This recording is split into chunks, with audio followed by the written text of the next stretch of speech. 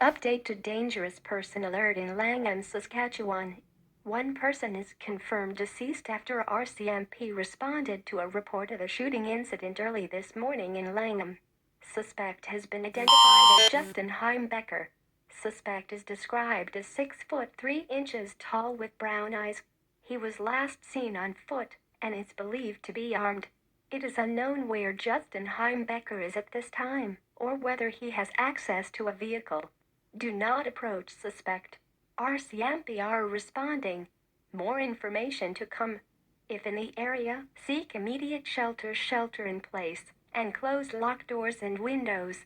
Do not pick up hitchhikers. If suspect is observed, call 911. Do not disclose police locations. Additional alert information is on the Sask Alert app or at www.saskalert.ca.